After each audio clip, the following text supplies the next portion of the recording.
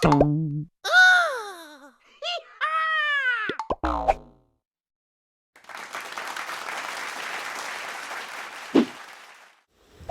eu o que iba dicindo é que celebramos os 40 anos de Viravolta e os 40 anos de Trécora.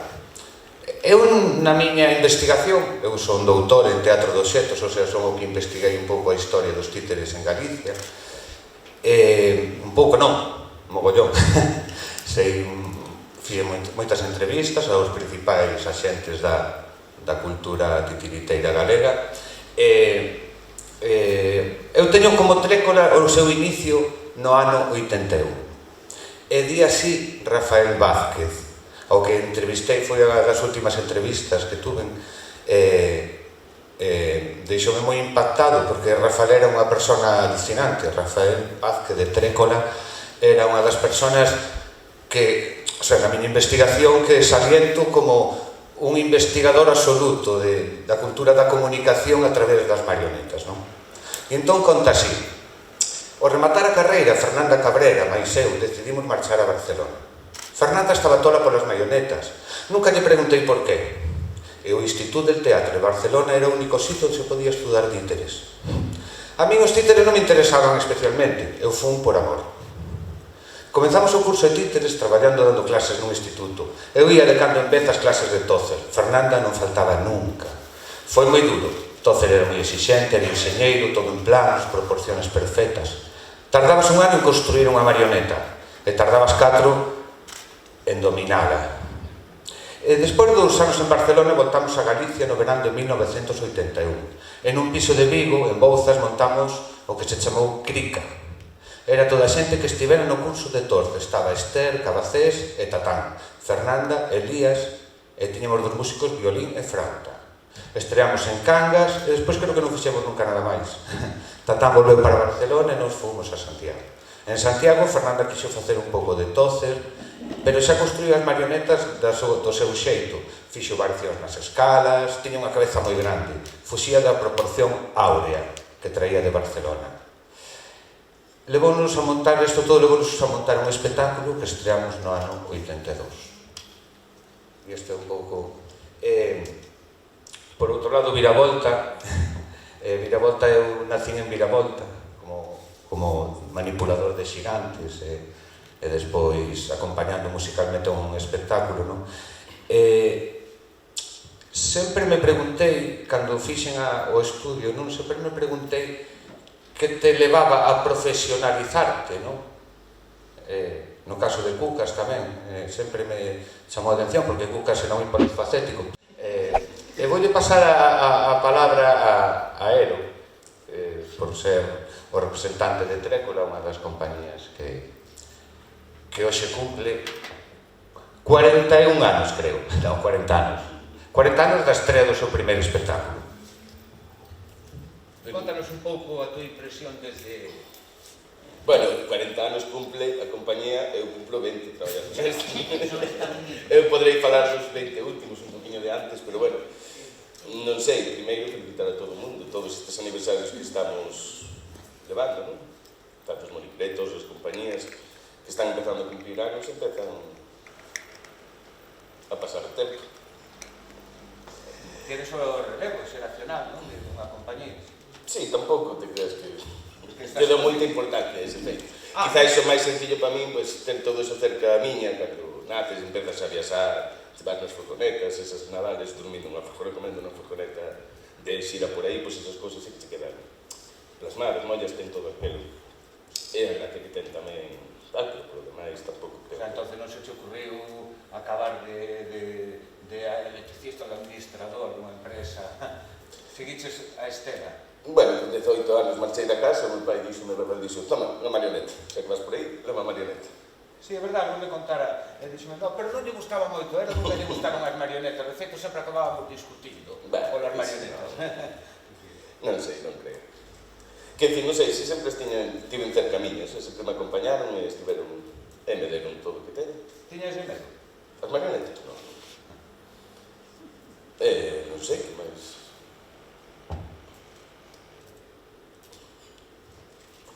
Como pensas continuar a empresa?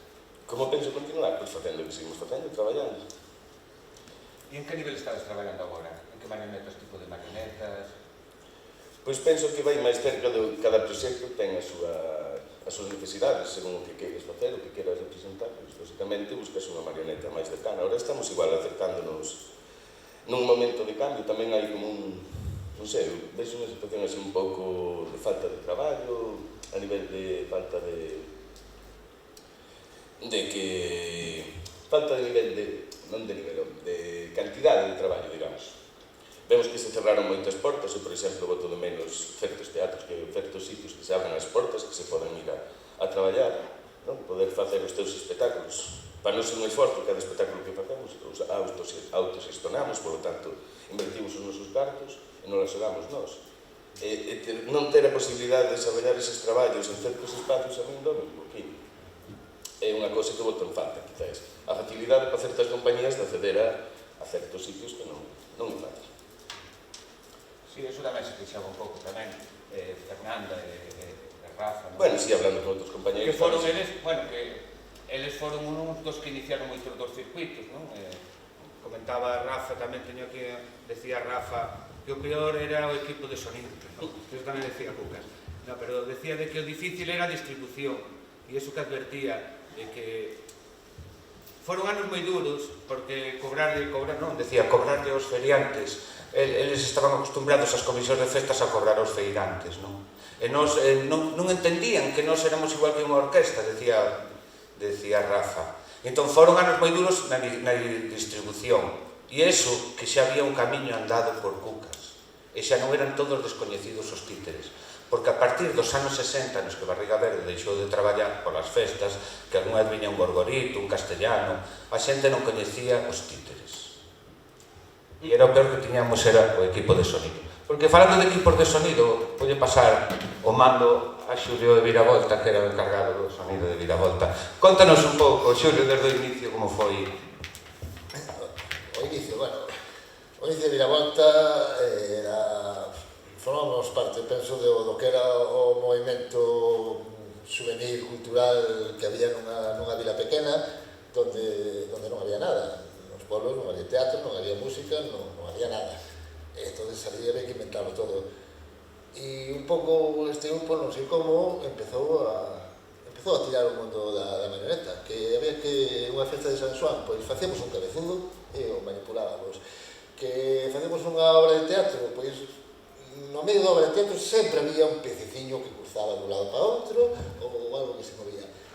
Hasta que nun momento, pois, desapareceron os actores, foron a estudiar, e fixemos monecos e seguimos movendo monecos. Aquilo era un pouco unha cosa que penso que fixo Viravolta sempre, intentar ser un pouco o catalizador cultural do pueblo.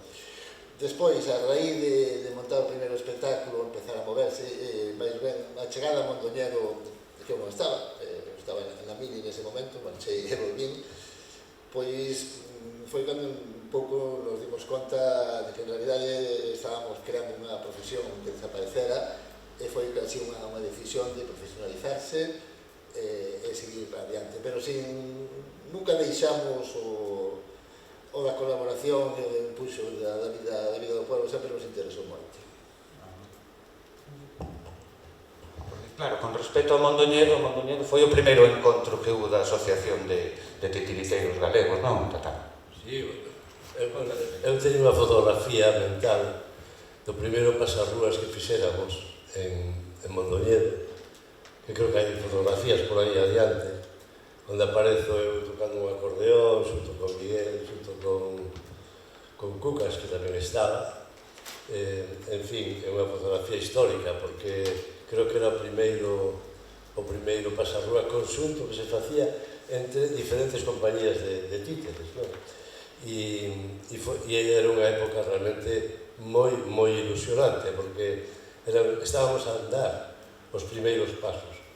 Eu teño a referencia deste encontro en Mondoñedo, e tamén a programación do Festival de Ferrolterra, que era unha programación de teatro infantil onde acudimos por primeira vez tamén compañías de títeres a unha programación seria que a levaba Pacotti, daquela en Ferrolterra, e, bueno, era unha época moi ilusionante, porque estábamos dando os primeiros pasos ás compañías que celebramos ahora os 40 anos máis os 3 de Cucas, 43 xa teñen, e bueno, era unha época que marcounos a todos moitísimo, porque iniciábamos xa o que iba a ser o corporativismo dos titiriteiros, que remataría despois no ano 86 ou 85 na Asociación de Titiriteiros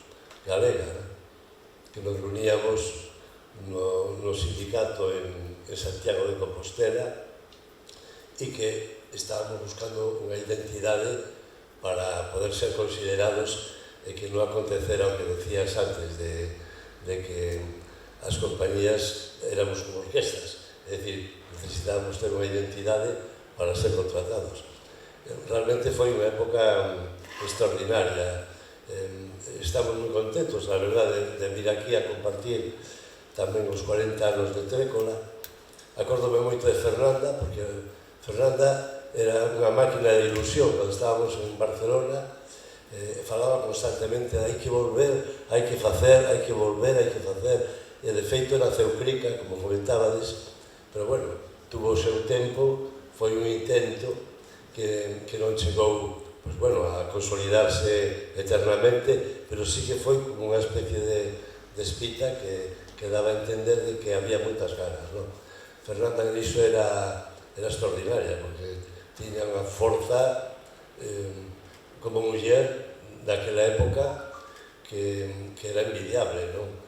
E a min a veces se me botaba moi enriba, porque realmente, cando nos empezábamos con Esther, nese caso, no caso de Crica, tampouco tiñamos moi claro onde queríamos ir e o que ser, non?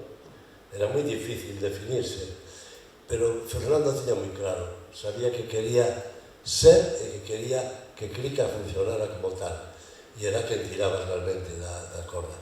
Non chegou a ser un grupo que durou moito tempo, pero sí que foi unha señal de algo que iba a acontecer.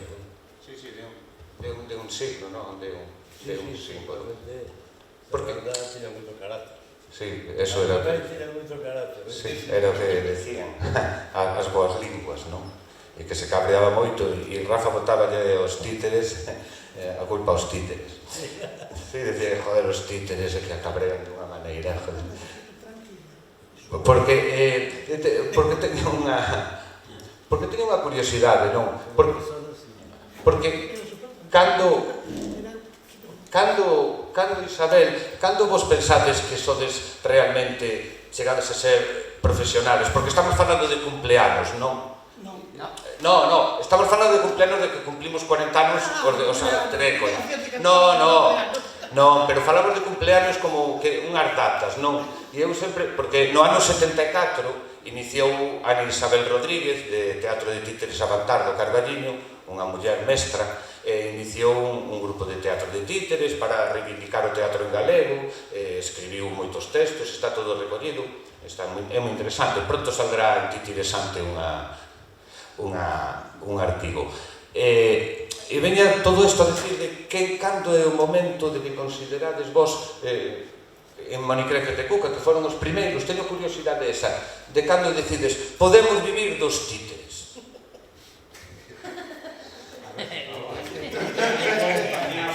Cando hai momentos que non teño que pedir de cartos a meus pais, cando vivo dos títeres.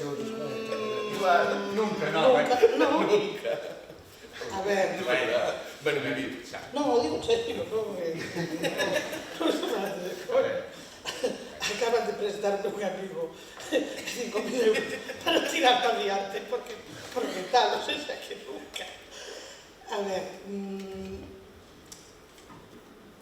espera, no.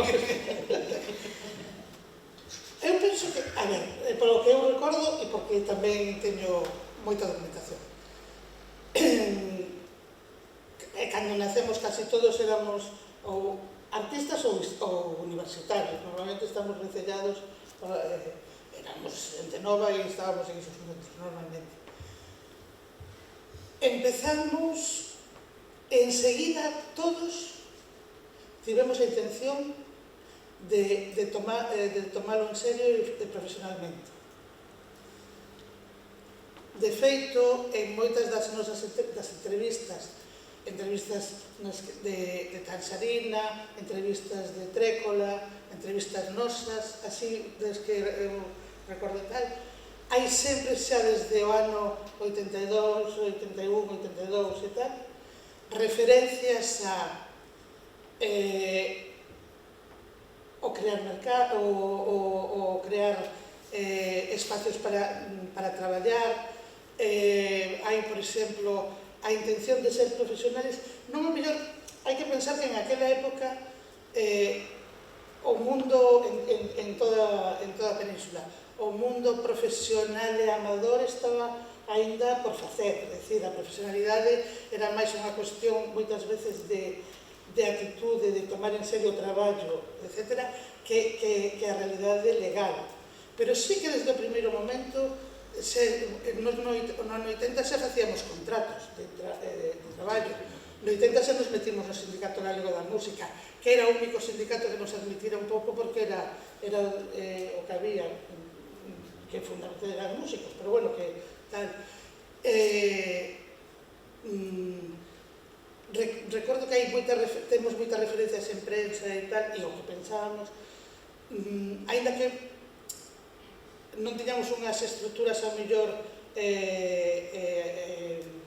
legais feitas, eu xa recordo, creo que no ano 81, por aí, 82, xa xuntanzas pensando en si facer asociación cultural ou facer unha sociedade, sociedades civiles, xa estou falando do ano 82, Había aquela famosa licencia fiscal de títeres, titiriteiros e demás, volatines e demás que se meten. Exactamente. Nos agarrábamos a ela porque era unha licencia fiscal gratuita, entón nos permitía ter contratos por bolos. Nos temos, eu teño bolos, teño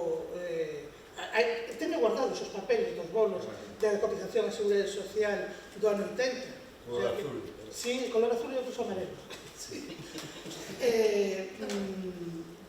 Quero dicir que en ese sentido, desde enseguida, o cual non quere decir que non o compaxináramos con outras actividades.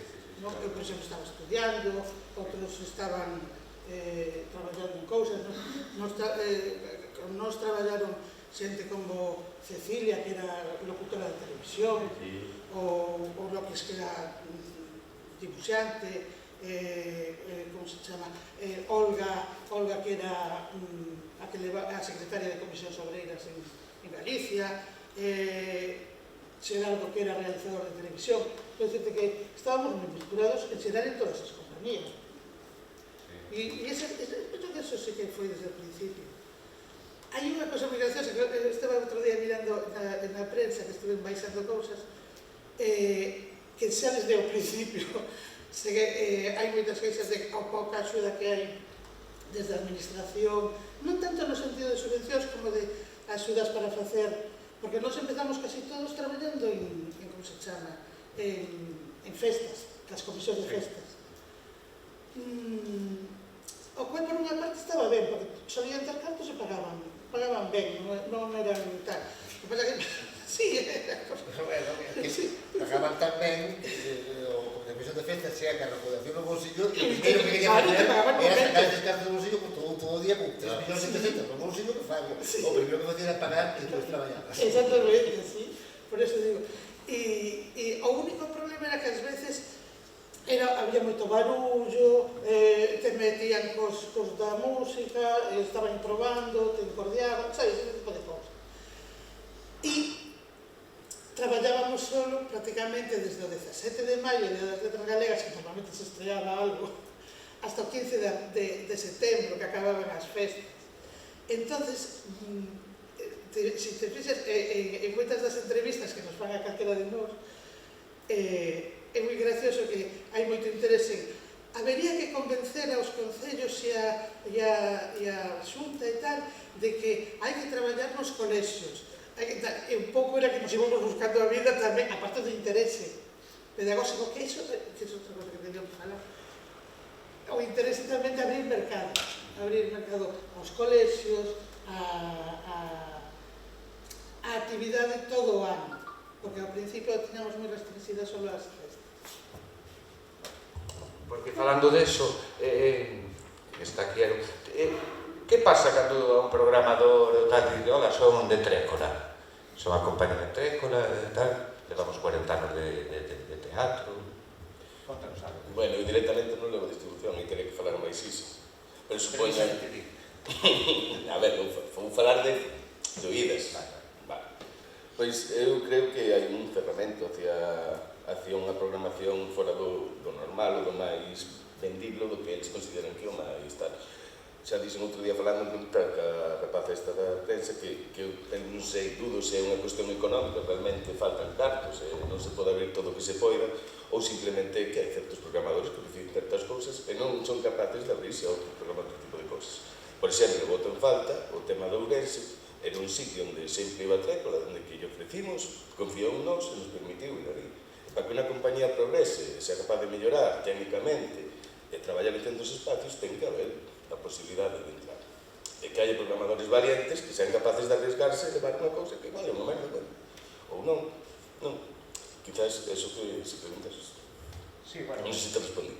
Sí, pero claro, sí, desde o teu punto de vista, si eso pesaba de levar tantos anos ter, ou non sei que, ten 10 anos de compañía, o sea, non é a mesma compañía con ese pouso, non? Eu creo que os programadores eso non... Ti crees que lles afecta que ti teñas unha compañía de 20 anos ou, non sei, 30 ou... Eu pregunto a ti, eu non a teño. Non sei. A ver que nos conta. Sí. Da distribución. No, da distribución en base a unha compañía que ten como viravolta 40 anos que o coñece todo o mundo. Do que a venta.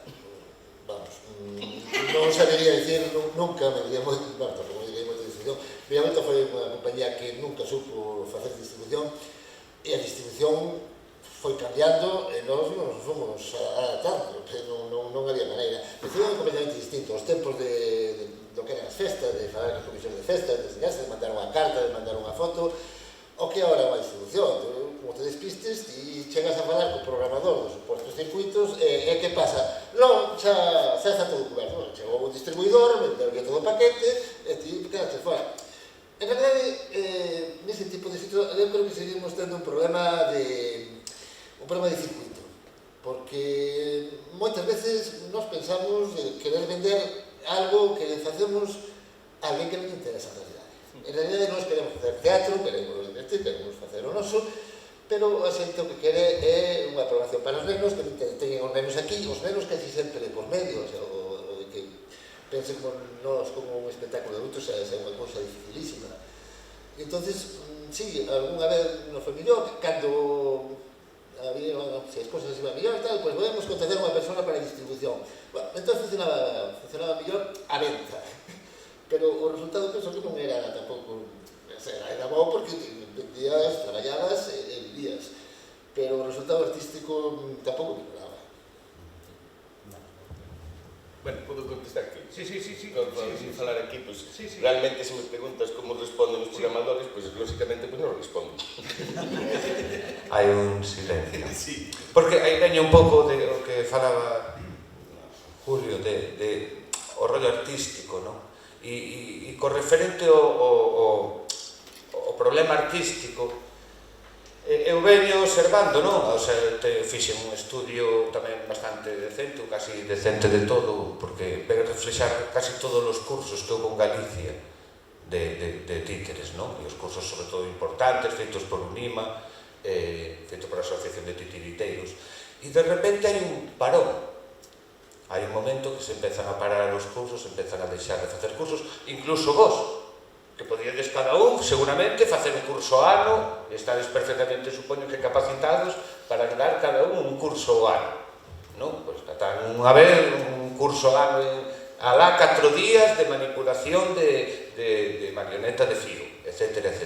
Entón me planteo, me parece interesante o de Titi Liberia, o proxecto da escola que ten, non? De como empezar a fomentar a escola, pero algunhas veces me pregunto porque houve ese parón nos cursos e outra porque vos non collistedes un pouco as riendas e de facer cursos. Perdona. Sí. Primeiro que me gustaría falar de verdad. Bueno, referente aos cursos, para nós foi sempre unha ferramenta de traballo que aínda temos en oferta, por decirlo de alguma maneira. É certo que últimamente, nos últimos anos, co da pandemia, ainda que parece un tópico, sí que nas escolas deixouse de ir, fundamentalmente nos dimos cursos para rapaces, para mestres, que ainda agora agradecen aquela época que se facían moitísimos cursos, é certo, de construcción de sombras chinesas, de máscaras en cartón pedra, de títeres de luva, en fin, facíamos moitas actividades. E é certo que agora as facemos bastante menos.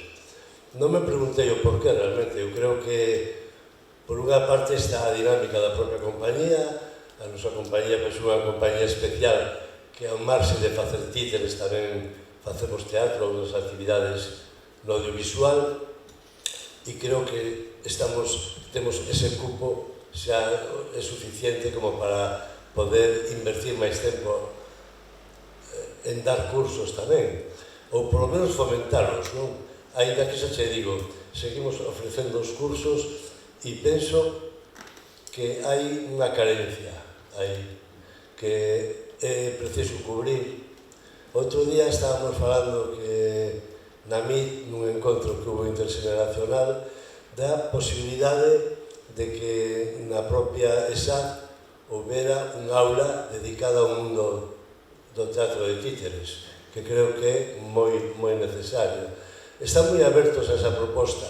É certo que alguén, que non sei quen é, ten que tirar para que esa proposta vai adiante e sería moi interesante que houbera a nivel formativo dos alumnos da ESAD un coñecemento específico do mundo dos títeres. Non digo que se vayan a facer titiriteiros, ni moito menos, pero sí que teñan que se revalorice este traballo na propia ESAD.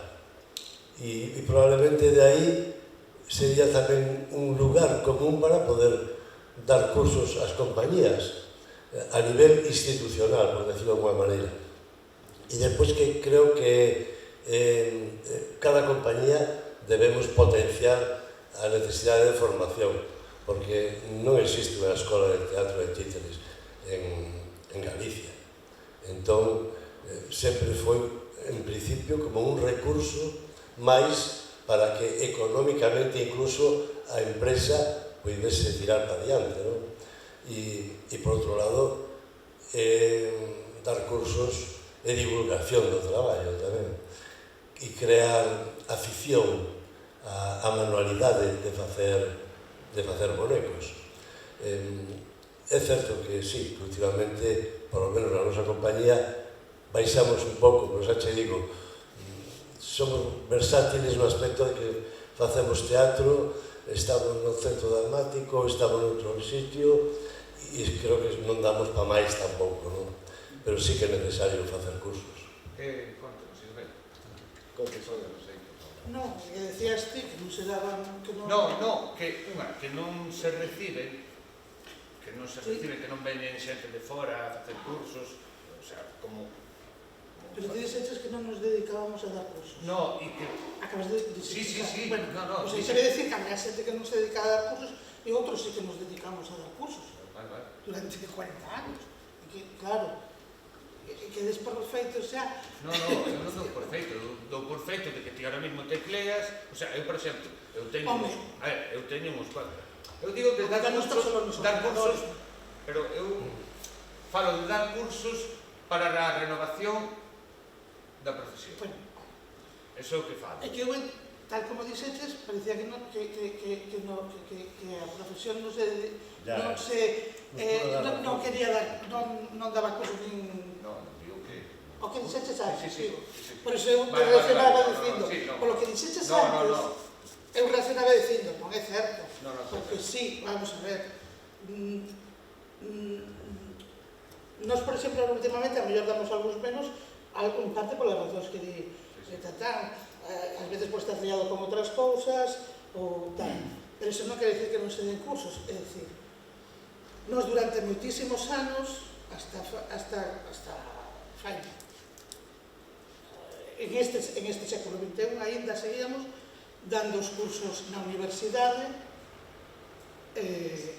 tanto especificamente en magisterio, en Lugo e en Santiago, como os cursos da aula de teatro da USF, dábamos cursos todos os anos na universidade.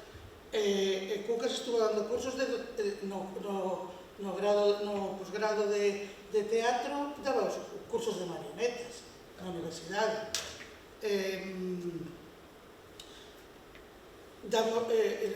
Levamos mogollón de anos dando cursos para mestres, para nenos, para profesionais, non en UNIMA, porque nunca nos chamou UNIMA para dar un curso.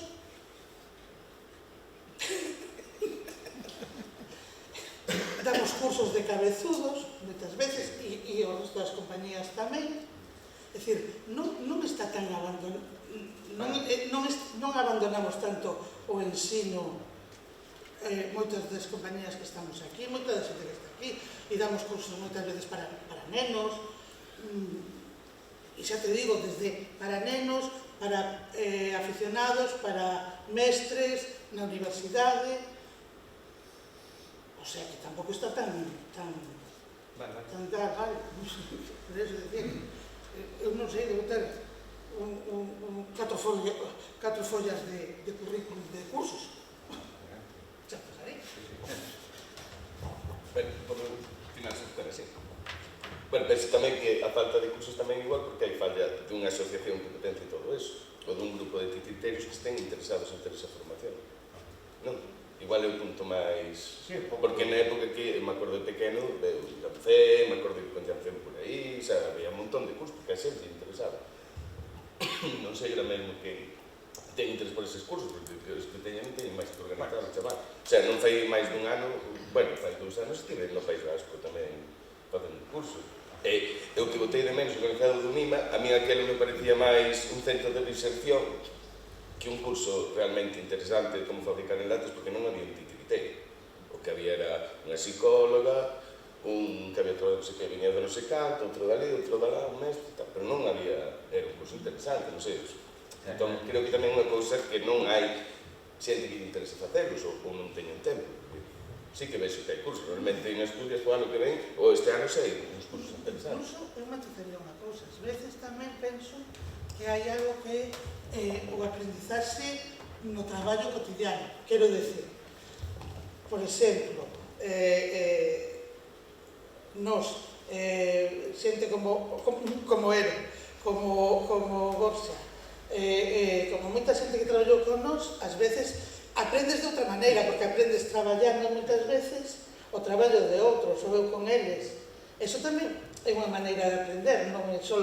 A mí o curso pechado que pagas a matrícula non sei que, ás veces me interesa bastante menos que moitas veces o proceso que pode ter este señor estando con Cucas pintando, é verdad? Ou unha coproducción, a mesma coproducción entre dúas compañías, aparece todo o diálogo de... Que estás aí aprendendo, sabes? Que moitas veces eso é tan interesante máis que os simples cursos reglados, non sabes? Digo no noso mundo, que se aprende moito no taller. Porque, digo, Xulio, ti que pensas, cales foron os cursos? además estabas bastante con el rollo de los cursos. ¿Cales foron os cursos máis importantes que cambiaron un pouco a profesión en Galicia? Non, os rollos dos cursos moito non estive. No apartado didáctico sempre traballou o Anxo bastante ben. Tampouco sei se te refires moito aos cursos recibidos como titiriteros, como profesión, ou os cursos que facemos nós, ou que... Non, esos cursos de titiriteros.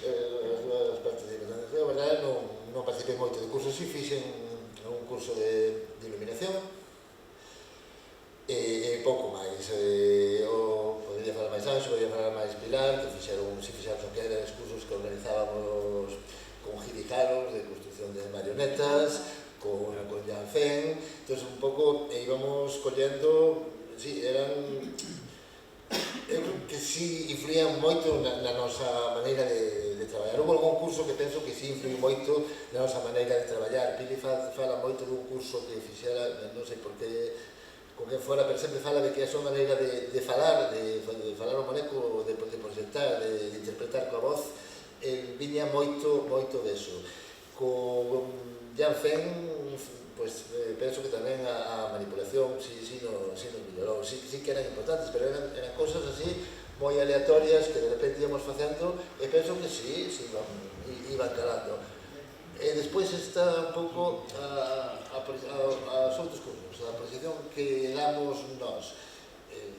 Insisto que poderían falar máis eles. Anxo estuvo con cursos na universidade, falando con mestres, falando con pedagogos, estuvo tamén nos colexios, tamén con mestres. Ahora mesmo a Asociación Morreo Demo está traballando moito nas escolas con o tema de levantar un pouco o títere tradicional, recordar a Barriga Verde. Están traballando todas nas escolas e o coñecemento, ainda que non algún deles pode ser que chegue a ser profesional, pero o coñecemento como público e a formación de público tamén é importante. Quizás agora se igual era o momento de abrir, porque realmente está aí Anxo, e Anxo podría comentarnos algo sobre todo isto da pedagogía. Sí.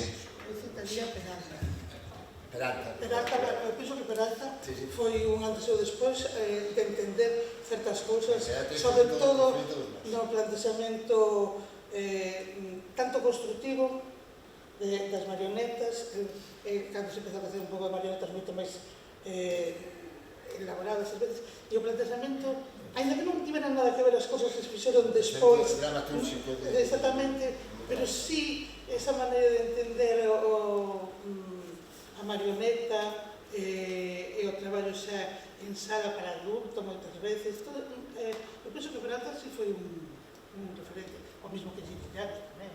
E Giri Llanos, cando fixo o curso tamén en Redondela, ou Richard Bradford, aquel de sombras que fixera en Santiago, que acudimos nós. Eu o que boto en falta un pouco, é certo que estes cursos abriron os ollos a moitos, os aproveitamos. De feito, nós, verdad, Miguel, fixéramos un espectáculo despois de estar con Giri Llanos. Incluso sabíamos como colocar as sombras para poder traballar con elas. É dicir, que eran productivos. Eu o que boto máis de menos, e creo que era por onde ti querías ir, todo isto que falamos de cursos, por que non está unificado de alguna maneira onde alguén que quere profesionalizarse como titiriteiro poda ter unha mochila de información que adquira nun lugar específico. Me refiro, por exemplo, eu tuve a sorte de ir a Barcelona a toparme con un home extraordinario que era se me foi Harry Tozer, e a toparme con xente extraordinaria como está aquí ahora o noso querido, se me vai o nome, Toni, perdón, e outra xente que me abriron os ollos en Barcelona e sabía onde acudir para ver títeres. Recordo ver a Manar, por exemplo, cando actuara na vosa sala en Barcelona, creo que chegou a actuar na Malik, non? Manar, onde vai, e era xente que nos abría os ollos, e un pouco buscábamos atopar referencias en festivais onde acudíamos tamén fora de Galicia, porque aquí non o sabía. Pero creo que ti, o que comentabas ti dos cursos, fundamentalmente para min creo que é necesario que, por exemplo, agora que hai unha asociación Barriga Verde que vai facer un curso aquí, que tuvera ese potencial para impulsar un espacio onde podamos acudir incluso nós como compañías a dar cursos ou traer persoas do outro lado ou mesmo formalizar unha escola que dea material suficiente para que calquera que quera dedicarse aos títeres poda aprender nun lugar común, non? Eso sería para mí extraordinario, porque sí que é certo que se pode seguir traendo cursos, pero bueno, moi puntuais e que podemos acudir a eles, efectivamente, ou dalos. Pero penso que ti tirabas un pouco pola necesidade de crear algo que dea caché a esta profesión a nivel de formación, ¿no? E creo que unha escola sería super interesante. Sí, bueno, un pouco moita da xente dos meus compañeiros da ESAD, xente directores, actores e tal, sí que ven unha necesidade grande por a gran tradición que existe hoxe en día e que existiu, non? E aquí o vemos de compañías de 40 anos de formación hasta o ano 2010, que a fecha do meu estudio teño censados 1000 espectáculos, 1000 e algo espectáculos. O sea, son 1000 espectáculos. Ten un censo de xente profesional, casi toda a xente profesional das artes escénicas de Galicia pasou polos títeres. Casi todos.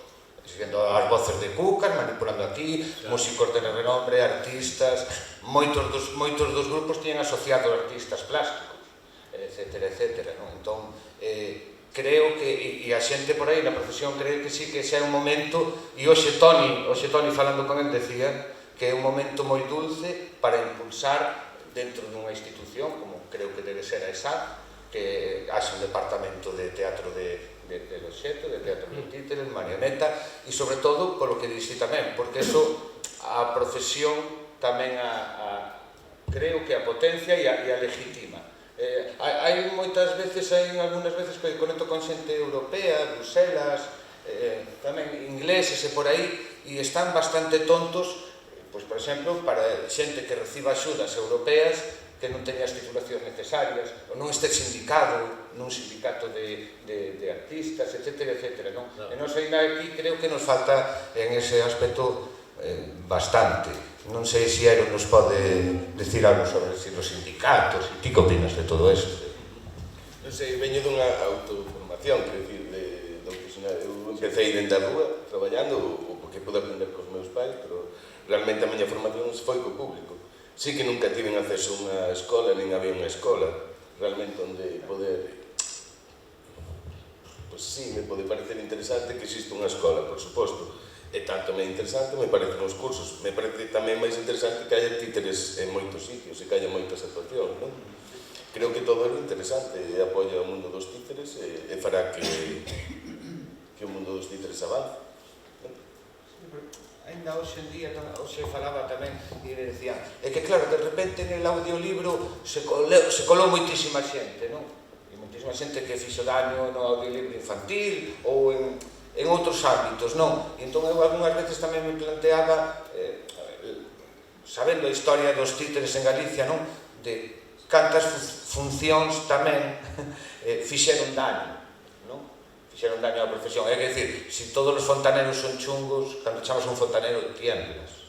E eu algunhas veces me planteo, sobre todo este ano na rede de teatros, non? O sea, a programación de teatro infantil foi, o sea, o ves e alucinas, dices, programaron 10 concellos ou 12 concellos teatro infantil. O resto non programou ninguén. E entón, claro, para mostrar un botón. E a mí algunhas veces me gustaría, porque me gusta investigar, e, decir, a mí me da igual, porque supoño que a todos, non? O sea, non nos da igual porque deberíamos de saber por que pasan estas cousas, pero, claro, e pregúntolle algún, que xa tuve algunha polémica por estas palabras outra vez, e me di que o teatro infantil, o teatro galego, o teatro non sei canto... Estamos falando de marionetas ou de teatro infantil? Claro, aí está. Pero realmente o mercado nos encasilla a todos polo mismo rasero, porque realmente non onde estamos en el teatro infantil, non? O único que podo dicir que eu non fun, o das redes eu non fun. Tira poucos, non? Claro, bueno. E entón veño... Sí. Podríamos falar de isto que vos pensades da calidade dos espectáculos, de por que os programadores non están programando moito teatro de títeres ou teatro infantil, Os títeres perdimos, os titiriteiras perdimos funcións porque houbo funcións de títeres, non, porque éramos malos, ou así. Algo así, ou porque a xente di que o teatro infantil non mola e entón nos perdemos funcións. Eu non penso que seña eso para nada, vamos. Penso que hai unha calidade agora mesmo, sabes, cada quen fai o que lle dá a gana, o seu estilo é como tal, pero penso que hai unha calidade... E todos empezamos todos a cagar, non creo que ninguén teña malos tintos, Bueno, pero que non me parece que a razón seña esa, pode ser máis, por exemplo, que como non deixan programar no Nadal, pois entón os títeres para público infantil, pois entón non os contratan, porque eles queren gastar os cartos no Nadal para os nenos e nas redes non o teñen, por exemplo. Podeseme ocurrir mil razóns. Pero bueno, sí que me molaría que me dixeras, por favor, se te referías a eso. A falta de unha profesionalización dunha escola donde... Aí está o problema. Mira, vou te contar unha cousa. Un dos problemas grandes que ten esta profesión é que... Non quero un dos problemas que ten esta profesión é a escola de Vigo, esta que me chaman, non importa un carallo esa escola, porque ademais falas con eles e tal, é igual que a asociación de actores e os premios que dan e todo eso, é o que está definindo o que realmente é a profesión teatral. Non? A profesión teatral quere dicir de que hai unha serie de señores que se han montado aí arriba, non? Que son como todas as institucións que se han montado, que son burros, non que fixeron teatro e non son bons facendo teatro, nin de títer nin de nada. Entón se montan aí arriba e se fan como xueces. Entón, que pasa? Que esos señores han decidido o que vale e o que non vale. E quen entra e que non entra no seu rollo. Véase, por exemplo, a asociación de os premios María Castaña, como lle chamen, a eses, se non tes actores metidos na obra, non podes acceder aos premios María tal, porque non pode acceder a unha obra de títeres. É así. Eso quere dicir o caso que nos fan. Nos vamos a ver a eles as obras de teatro. Eles non veñen a vernos ninguna de títeres. É moi raro ver a xente de teatro vendo obras de títeres. É rarísimo. O sea, e despois, os programadores por que non contratan? Porque ora hai unha serie de programadores novos que ti os chamas e dis, mira, son monicrackers de cucas e che dicen, e que sodes? E dis, pero vamos a ver, levamos 43 anos, nos diron o premio de Galicia de tal, nos diron o premio Siria, nos diron o premio, non de todos, o premio de cultura galega, ou de non sei que, bueno, todos os premios. Así, como que non quera cosa, e che din, e iso que é? Non saben nin que son os premios, nin que somos nós. Entón ti lle dis, mira, eu, por mal que ven, ao mellor salgo nos libros de literatura, ti non vas a salir en ninguna parte, ti eres quen tens que saber quen son eu. E os programadores de verdad non teñen nin interés. E ora, non teñen nin interés, pero tampouco teñen na escola. Porque teño falado cos profesores da escola de Vigo e din, bueno, a veces falamos un poquinho de teatro dos xetos. A veces falamos un poquinho de teatro dos xetos. Importa un carallo, que dis ti que van a montar unha escola aparte ou unhas clases aparte para enseñar marionetas e tal, é mentira. Por que non lles interesamos? E por que non lles interesamos? Porque ao mellor non somos máis directos e chegamos mellor ao público que eles. Eles teñen que convencer ao público de que son Romeo e que son Julieta. Nos poñemos unha marioneta e é Romeo xa directamente. Non temos que convenceros, está ali, clarísimamente. E o mellor tamén, eso. E despois tamén opino como Peralta. Cuidadiño que as escolas, cuidadiño que as escolas. E cal é a escola que deben de facer as marionetas? Dramática ou de construcción. Peralta era da teoría de que debían de ser como unha especie de escola de artes no cal te enseñan a producir marionetas e a producir técnicas de marionetas. E a partir de aí, como dicía o outro, un cuadro che o podo enseñar a pintar, pero ti eres bo ou non eres bo a hora de facer un cuadro. E isto é o mismo. O sea, olliño que as escolas. A min dame moito medo, moito, pero moito medo. Porque poden tal. A mellor escola que hai, o dixo creo que antes era, e saber, a mellor escola que hai é collernos e montar un espectáculo, e pois eu fixo sempre, botarnos ali encima do estaribel contra o público e a ver que pasa. E aí é o que se vai a dicir, tens que traballar deste xeito ou deste outro, e a veces te levas a equívocos. E despois, en relación do teatro infantil, bueno, aquí hai unha cousa que a mí me chama a atención. Non é que nos enclaustren no rollo de que dicir, bueno, vos sodes de teatro infantil. Aquí anda por encima, algo que eu teño unha prima, que é maestra e me di que odia as unidades didácticas que nos mandan facer. Dice, porque nos rompe totalmente o ritmo de nos dar as clases. De repente, nos temos que ser pedagogos, temos que ser maestros, temos que ser tal. E os maestros que se dediquen a dar clases e nos dedicaremos a hacer espectáculos, que é outro dos grandes engaños. Cuidadiño que as enseñanzas regladas e deso tal. E aí acabo. O sea, simplemente decir que non é que nos metan no teatro infantil, é que nós tamén temos moita culpa cando facemos teatro para adultos con marionetas, e o dís, é que é para adultos. Non é a primeira vez, unha vez nós conto xungareta porque veces como é a cousa. Tiñamos escrito en dos partes, este é un espectáculo para adultos, que era a Roda das Balconadas, no que un obispo violaba a unha señora. E entonces, como estaba aquilo cheo de rapaces pequeniños, o que lle dixen a todo o mundo foi, por favor, antes de empezar, digo que aquí hai rollos moi duros nesta obra, e que os nenos non sei se están preparados para entender isto. Bueno, cando o obispo viola a señora, porque ves ti como era a cousa, non pasou nada. Cando saliu grávida a señora, as nai montaron a cólera, casi non metieron contra o traballo, se marcharon todos. Así de claro. Por qué? Porque non están educados. E como digo, bueno, que as marionetas son para nenos. Por eso un día un montón de porno que me apeñan os nenos a ver como follan ali. E o fixeron estes de as marionetas. Teñen unha obra preciosa, ademais. Os estes que salen na televisión, de los macacos estes así de la Rana Gustavo e tal. Teñen unha obra preciosa, pero levaron tamén aos nenos. Foi carreira a vela. E tal, e que foi o gran eso, que era todo de follar e dándose tal, e facendo de las mil e una, claro, foi un escándalo tremendo. A ópera, según me dixo Carreira, é maravillosa, pero tamén hai que educarlo, é dicir, se pon para adultos, se queres levar nenos, te arriesgas, ti, eres o pai, eu non teño por que tal, é só obra con nenos e nenos, entendes? E cuidado que as escolas, É máis fácil información que... Sí, claro. Non entendo o que me explicas, o concepto de escola, o concepto de... Eu que recollo é que hai unha falta de distribución del teatro de títeres. Digo, a ver, o que non entendo é... Por lo que escoito, vamos, non, pero o que non entendo é por que estableces a relación da necesidade dunha escola o tema da distribución, da profesionalización, ou da dignificación. Mira, polo que dixo un par de cousas Cucas interesantes. Mira, sí, porque Cucas dixo unha cousa moi interesante, dixo é que realmente cada compañía é unha escola, claro, pero e non falo de vos, que efectivamente vos sodes unha compañía e escola, pero hai moitas compañías que pola súa idiosincrasia non absorben a moita xente. Por exemplo, o Viravolta creo que foi Ignacio, verdad? Ignacio, un traballador voso, Ignacio, de manipulador, constructor, de traballar con vos. Creo que saiu de aí? Sí, de Viravolta. Ignacio, con Viravolta participou moita xente e saiu moita xente. Sí. Luchi participou con Viravolta, Luchi tamén.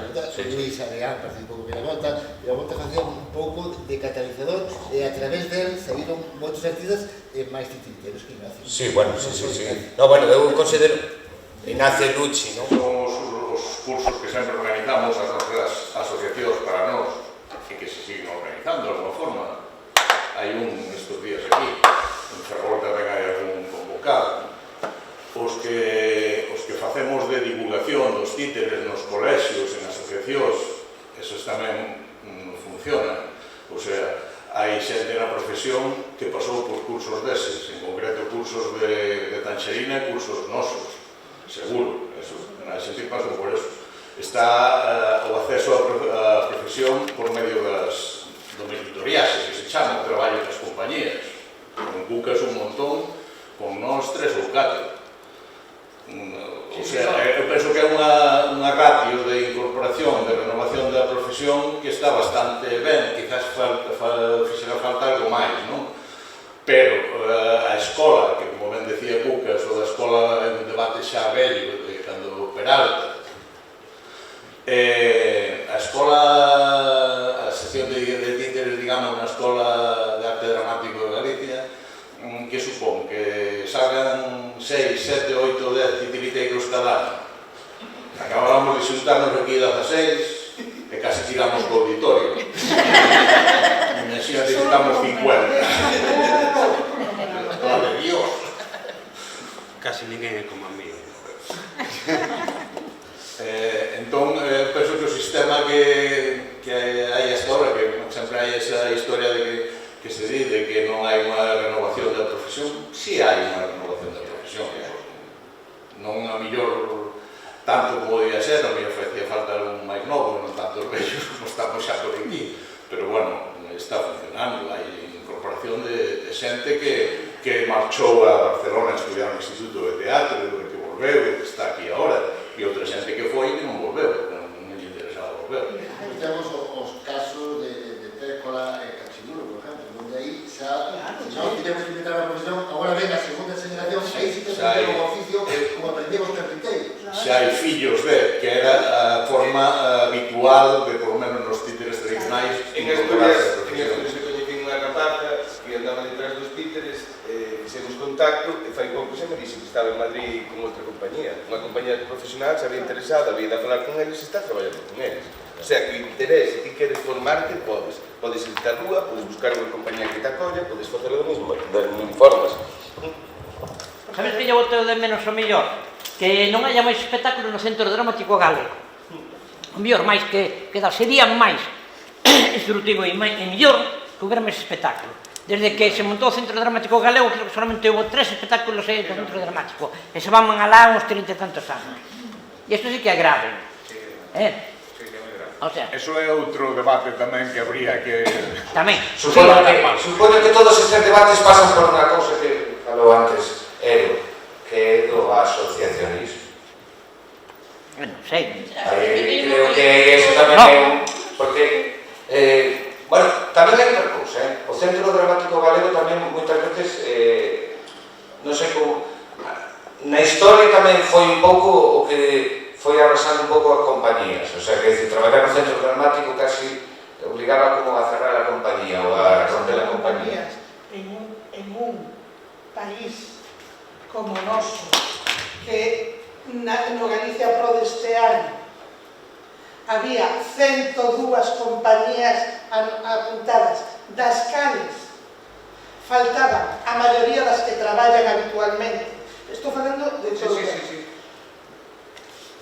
Faltaban, non estaban apuntadas a maioría das que están habitualmente traballando no mercado. O sea, que se esas 102 que estaban apuntadas lle apuntas as 30, 40 que había que traballan habitualmente, mais os que non estaban apuntados, non salen 200 compañías. Hai un problema de compañías? Son moitas compañías. Son moitas compañías.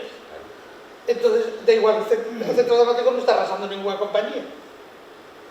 No, digo das compañías de títulos, dos espectáculos de montaxe de títulos. Vamos a ver, nós cando montamos o Mariscal, podes dicir que non se pechou, ni nos prohibiu facer nada. O sea, fixemos igual, e o que máis, simplemente a ventaxa que tivemos é que tivemos cartos para montar un espectáculo grande e ainda por encima puden coller a máis xente de outras compañías. O sea, que estou facendo habitualmente, porque podo traballar con Trécola, no Don Guiceros traballamos nós, traballa Trécola, traballa Lacrán, traballa Marianta, o sea, traballan varias compañías con nós. Non creo que nos fastidiemos esas compañías porque traballen con nós. Non. E co Centro Dramático é igual, pero simplemente é o mellor máis que o Centro Dramático.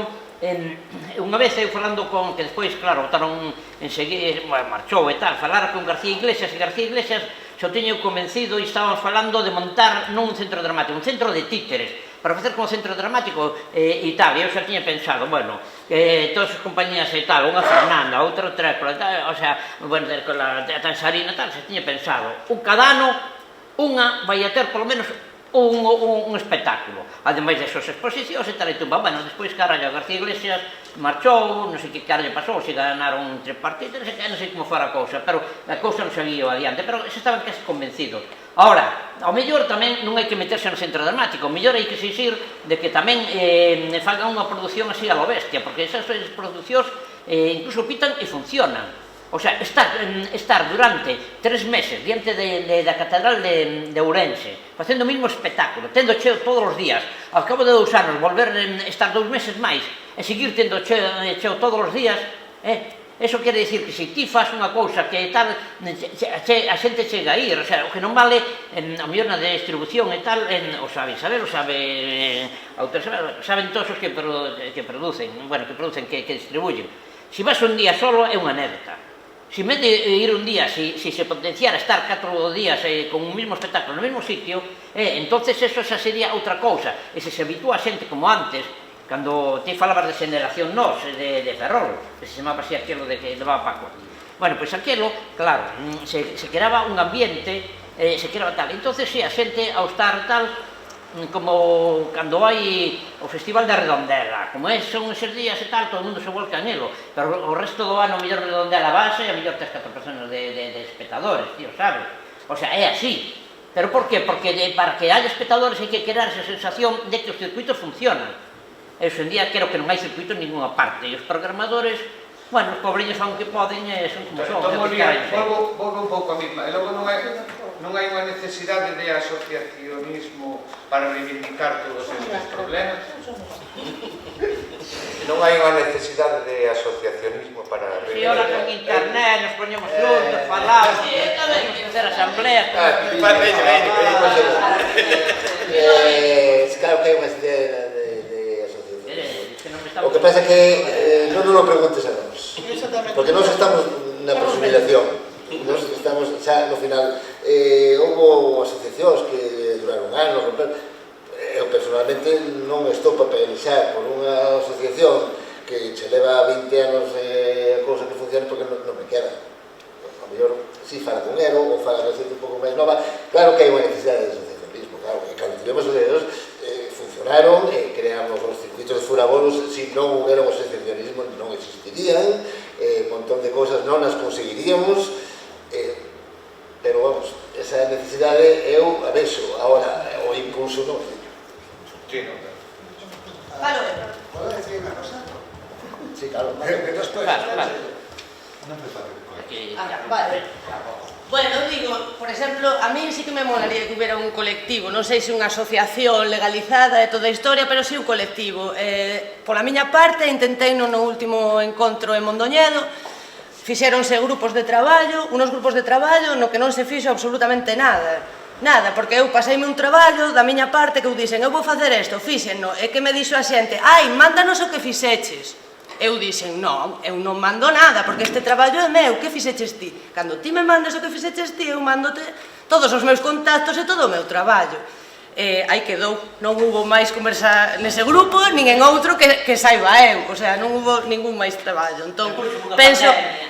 Claro, pero penso que igual non é o momento. Por outro lado, sabes, pois, era máis eu, sei que andamos falando, sabes, as poucas, non? Pois falas con este, pois falas co outro, e ao final, pois, bueno, imos vendo quen temos ideas así semellantes ou tal, pero agora mesmo montar unha asociación, bueno, eso, nada, rompemos con todo. Eu penso máis no cooperativismo ou na unión de titiriteiros para enfrentarse a un monstro que está aí, que nos está comendo, que son os grupos, estes polios, que é normal, eu entendo, non vou dicir nada malo, porque realmente te 20 persoas que van para ti, normal que tienes que comer, e tienes que mover todos eses cargos, pero claro, chega un momento que nos na provincia da Coruña xa prácticamente non traballamos, prácticamente, algo vamos logrando, algo tal, non aquela época do 2000 e pico, estábamos con Trécola e te chamaban solo por ser Trécola, que era que non facías tanto, chamaban, ai Trécola, vente por aquí, eso desapareceu. Nos en Lugo facemos os nosos esforzos, tamén unha zona dura, hai que sacar moita pedra, hai que sachar moito. E realmente sí que vas a sitios onde nunca veron títulos. Sigue existindo. En Ourense non hai compañía, non hai, non sei, pouco habrá. Quer dicir, sí que hai un vacío aí.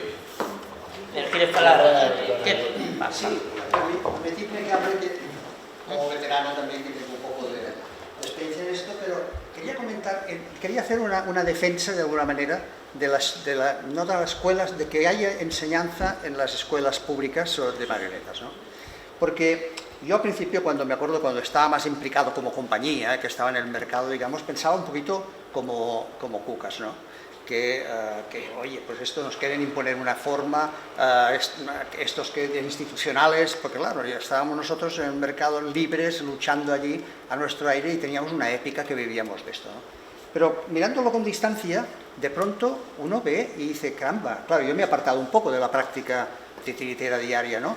Y entonces, viendo y analizando y observando, ves las consecuencias que tuvo el hecho de que, por ejemplo, en Barcelona hubiera un instituto del teatro con una formación de títeres que ha seguido durante años y que todavía existe, que es algo que la gente no sabe, porque se piensan que esto ya terminó, y no terminó.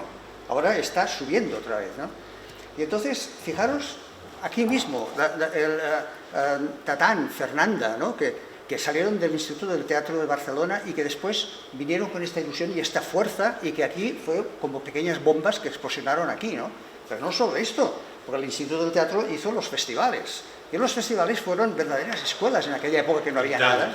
Sí. Fueron escuelas, y a mí me acuerdo que me contaban los valencianos, o el Ángel Calvente, ¿no?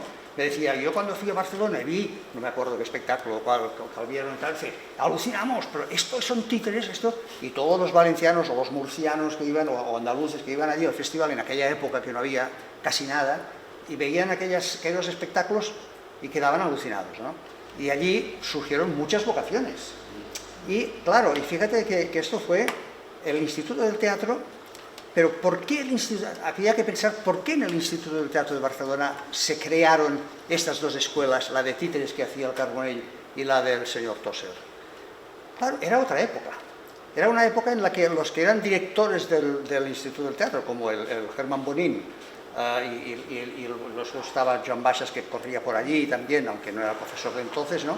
Pero que vivían era la época de cambio en España.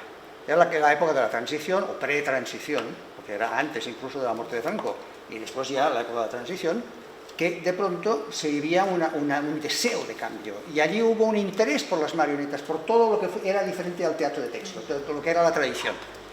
Hubo de pronto un interés, y me acuerdo que Joan Baixas cogió al Germán Bonín y lo llevó a un festival de Charleville, y claro, alucinó, pero estos son las marionetas, claro, y de pronto, entonces por esto decidieron crear, pero esto fue una época. Esto es lo que yo quería decir, también plantear, ¿no? Que hoy en día nos encontramos en otra época, en una época que ya no tenemos aquella épica. Todos nosotros nacimos de una épica, vivimos una época en la que todos estábamos cambiando el mundo o participando de una ilusión determinada, viviendo una aventura. Todos los que estamos aquí de alguna manera, todos somos ya veteranos, nos metimos en esta profesión porque era una aventura vital. Nos importaba 4 pepinos todo esto de que si nosotros éramos profesionales el primer día. O sea, yo me acuerdo que estábamos en la Plaza del Pino haciendo marionetas allí y ya nos considerábamos profesionales. Pero si no sabíamos nada, pero nos considerábamos profesionales.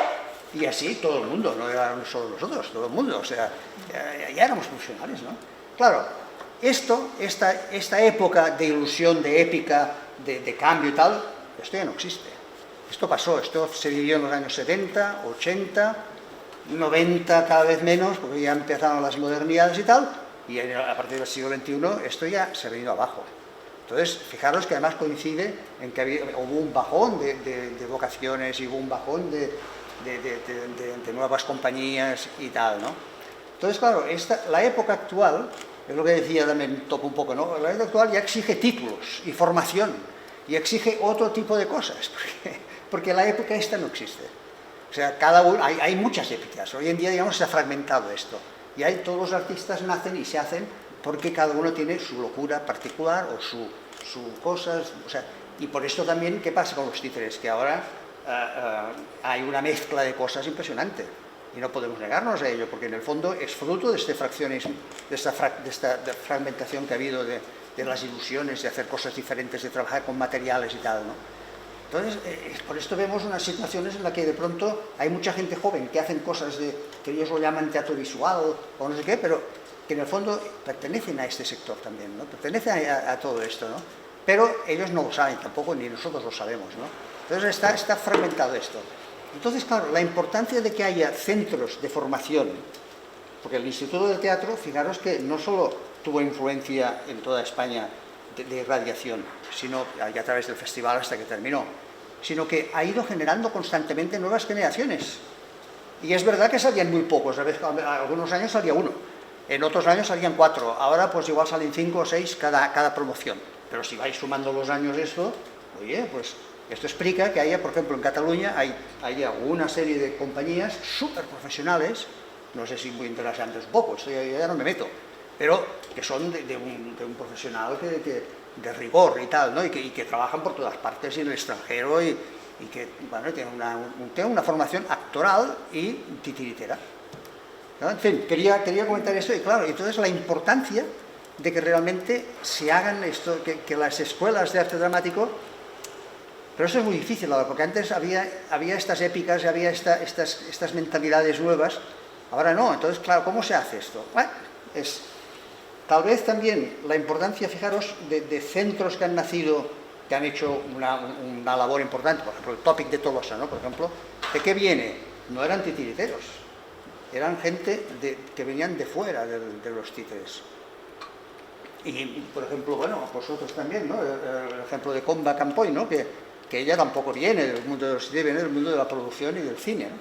Entonces, que de pronto, o sea, que va bien que haya personas que vengan de otras labores, pero que desde fuera vean la realidad y vean la riqueza de lo que hay aquí. Porque los que estamos metidos dentro de la profesión, en el mercado, no lo vemos esto. Es imposible verlo. Yo lo veo un poquito porque me he alejado por la revista. La revista me ha obligado a ver, digamos, con distancia, ¿no? A distanciarme de la profesión. Pero si estás metido dentro, es imposible. Pasa que hay un debate algunas veces nas escolas de, bueno, nas escolas de este tipo de enseñanzas, que o tema de, por unha parte, si está ben que estén en escolas dramáticas, pero o matiz que ten o xeto e a marioneta tamén a súa parte plástica e de construcción, que é tan fundamental unha como a outra. Entón, así como hai xente que, como lle pasaba, que decía Cucas a Peralta, que tiraba máis ás escolas de artes, no? En el sentido máis plástico, que eu tampouco penso que teña que ser eso, porque ten unha parte dramática moi importante a marioneta. O seu espacio dentro de unha escola de arte dramático é onde eu non a vexo tan clara. Ese tipo de porque necesita unha parte de taller que é moi importante.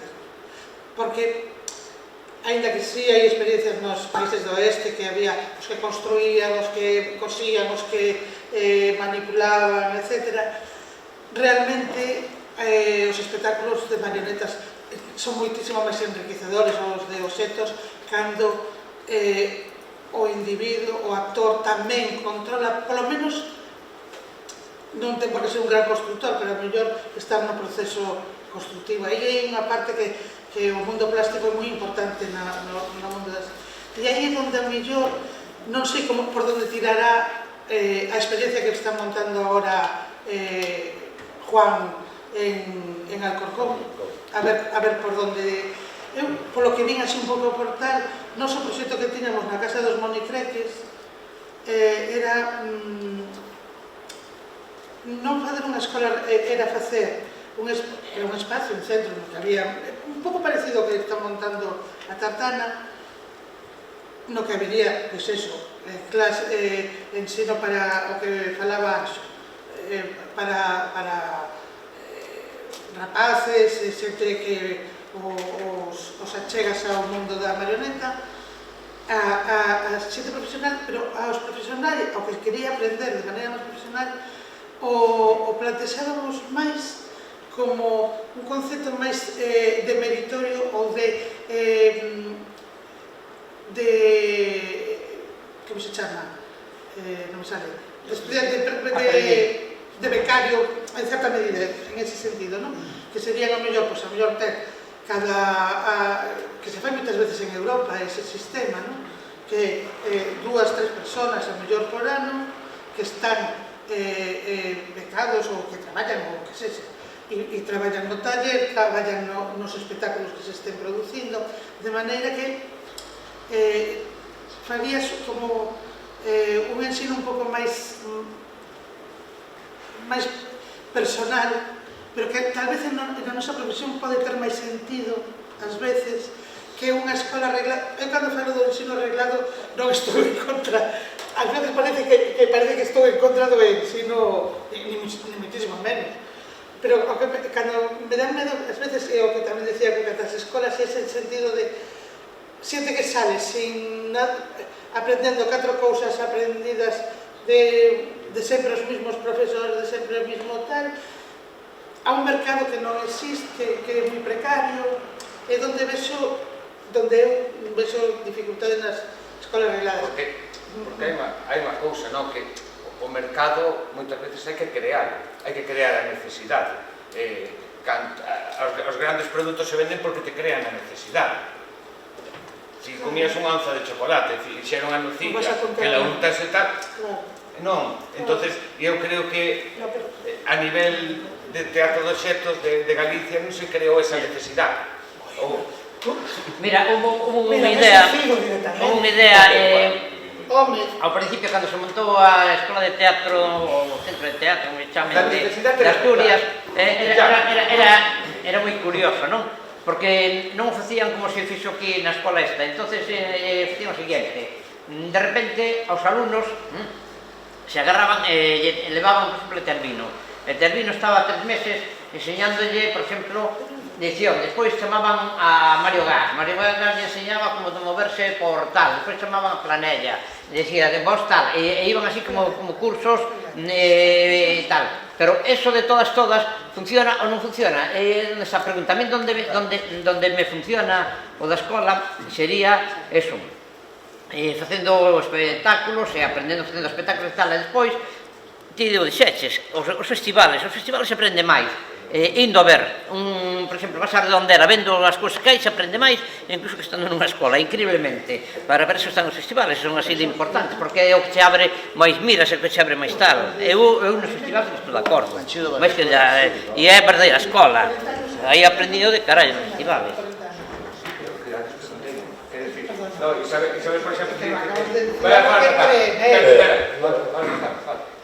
Vamos ver, a mí o mercado para mí non ten nada que ver coa formación, é dicir, a formación é algo necesario e é bo en xeral. Nunha escola ti podes facer un curso ou ter unhas clases de voz, de interpretación, de construcción de bonecos, o mesmo que hai na ESAT hai escenografía, hai un taller de escenografía. Bueno, sei como está ahora, que non é o mesmo hasta ahora, pero antes estaba ali un señor que era igual de tal, non? Non, eu non digo o que hai, digo que sirve isto? Que unha escola te pode aportar todo eso e ti escolles despois a hora de dedicarte ao mundo del teatro de títeres e seleccionas. O ratio de xates profesor-alumno, un profesor por alumno. Cuidado, quer dizer, aí recibes enseñanzas de todos os lados, de todas as horas. En voz tenen 3 ou 4 diferentes, en corpo 3 ou 4.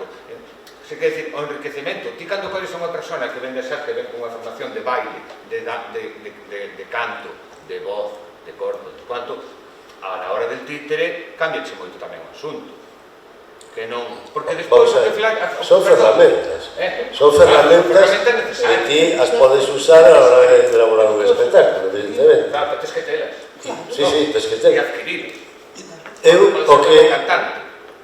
o que digo é ter a oportunidade de estar nun sitio onde podes acudir a estas ferramentas e telas para ti e despois usalas como ti queiras, porque eres artista, pero se eu vou usar un tipo de pintura, sei que tipo de pintura, porque eu aprendí non sei onde, o levo aquí xa na cabeza e vou directamente e non estou dando 1000 voltas a mellor para usar ese tipo de pintura.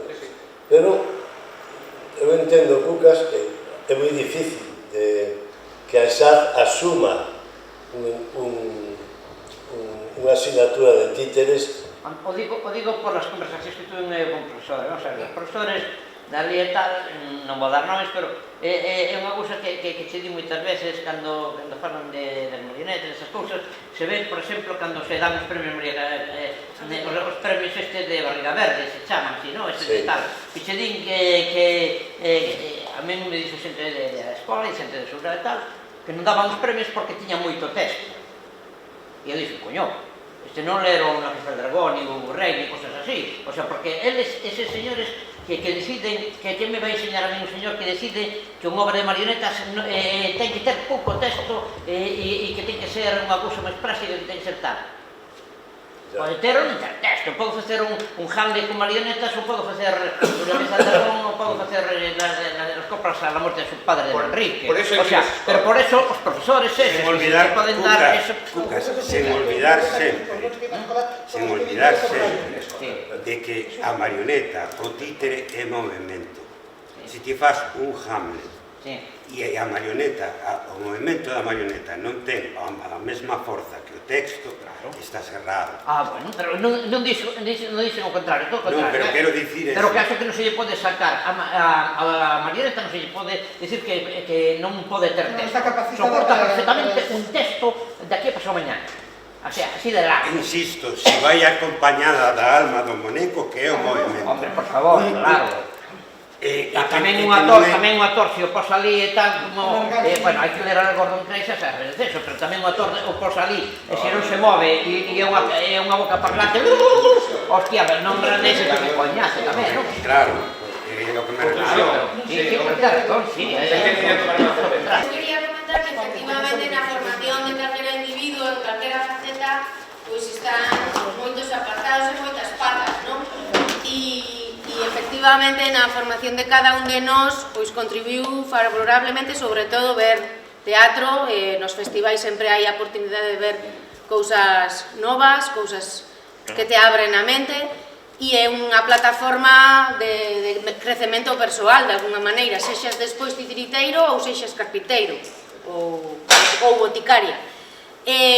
Efectivamente, tamén neses procesos aprendín das dúas maneiras, indo a algún curso e tamén directamente traballando nas distintas compañías, porque todo alimenta, igual que cando un neno aprende, non aprende só na escola, aprende de toda a tribu, pois isto é un pouco parecido.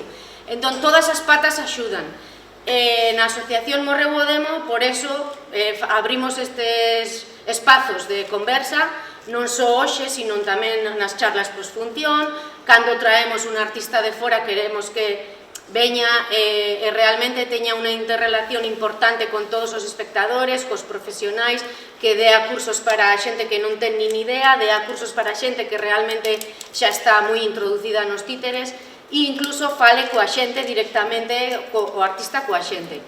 E en relación ao que decía Cucas e Miguel sobre os títeres, as pezas con texto ou sin texto ou tal, unha das obras máis importantes na miña experiencia personal foi a de Jordi Bertrán de Lavaro, que foi unha proposta super innovadora, aquela dos grifos, que a Redondela veu varias veces, a Santiago de Compostela tamén, e a min abriume moitas vías para despois de crecemento, e nos cursos de Richard Bradshaw, que efectivamente vos tamén aproveitaxedes moito, e Mirari tamén fixo sombras para os espectáculos nosos de Babaluga, tamén tivemos interrelación despois de ir a un festival a Cali, a Colombia, con Marisa Basso, e de aí, a partir de aí, traballamos os obxetos, onde era unha das veces que veu aquí, pois fixemos unha temporada de creación con ela e nos dirixiu un dos espectáculos de teatro de obxetos,